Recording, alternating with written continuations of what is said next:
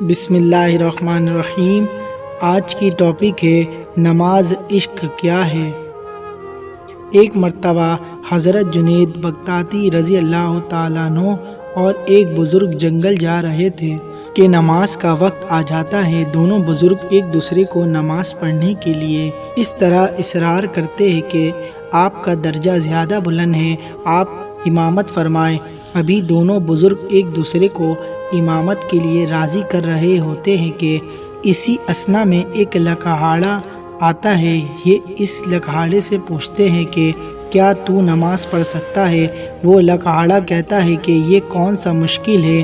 لکھاڑے نے لکڑیاں رکھ کر نماز پڑھنا شروع کی۔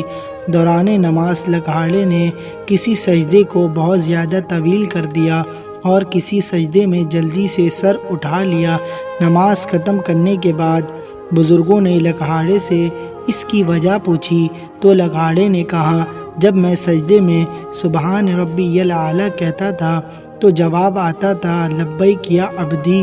جب تک جواب نہیں آتا تھا میں سر نہیں اٹھاتا تھا۔ یہ نماز عشق ہے۔ ہم ابھی تک اسی ظاہری نماز میں لگے ہوئے ہیں۔ عمر گزار دی مگر آگے نہیں بڑھ سکے۔